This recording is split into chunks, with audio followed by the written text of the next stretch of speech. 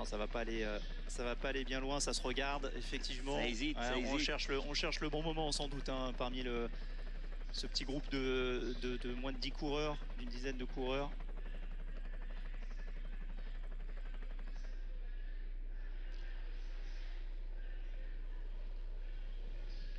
On va arriver bientôt sous la flamme rouge, dès 1 km de l'arrivée.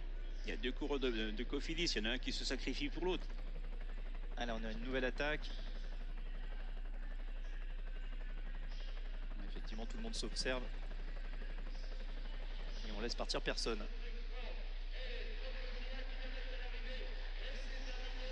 300 mètres de l'arrivée, on va arriver sur ce petit faux plat montant. On est arrivé à l'île Chambaud, ça va se disputer encore une fois au sprint, à une centaine de mètres de l'arrivée. Attention parce que il n'y a que 200 mètres, 250 mètres dans ce dernier faux pas montant avec un coureur. Alors c'est un coureur de Van Rissel Roubaix qui s'impose. Ils sont récompensés des efforts qu'ils ont fait. Parce que c'est l'équipe française, c'est parfaitement mis en valeur sur cette épreuve. Et c'est Rémi Capron de la Van Rissel Roubaix. Rémi Capron qui était bien classé d'ailleurs au général à une trentaine de secondes de Cepeda. Voilà le leader de cette équipe Van Rissel Roubaix qui s'adjuge cette troisième et ultime étape du Tour de l'Ain. Joli coup pour la Van Rissel qui est effectivement cette équipe française qui s'est bien mise en valeur et qui s'est mérité pour cette équipe. Qui reste conséquent possible. Pour le général. Bah bien sûr. Parce que là, avec 38 secondes... Quand on voit comment il court, je pense qu'il a l'équipe pour défendre. Oui, je pense que pour demain, pour lui, ça risque d'être une journée intéressante. Hein. Pour, je vous le rappelle, Alexander Jefferson, Cepeda, le coureur colombien. On est passé sous la flamme rouge. Et dans quelques instants, Cepeda sera là et viendra chercher une deuxième victoire d'étape sur les routes du Tour de l'Ain. 2 années consécutives.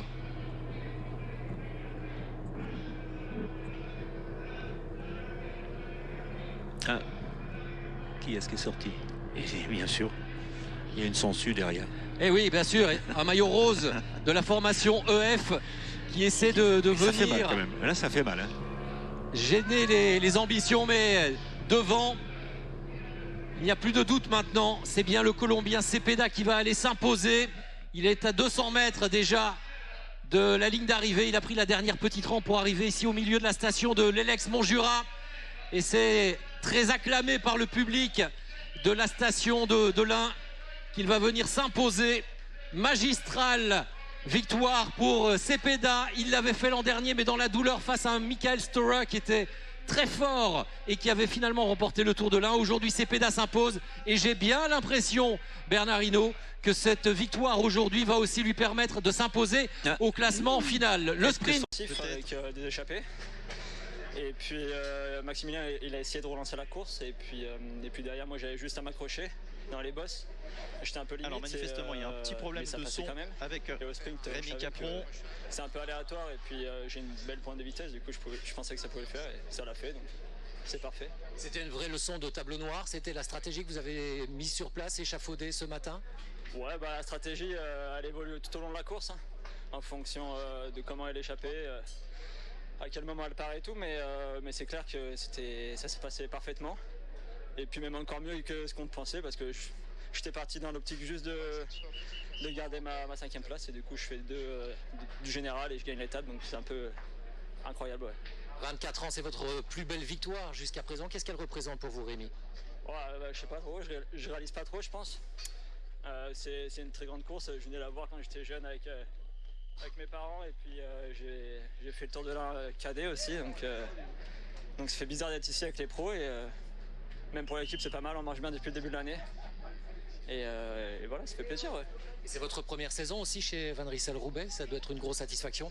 Ouais, c'est clair, c'est la première saison chez Van Rissel Roubaix avec le partenariat avec Van Rissel, donc c'est clair que ça marche bien, ça fait plaisir, et puis j'espère que ça va continuer comme ça. Félicitations en tout cas.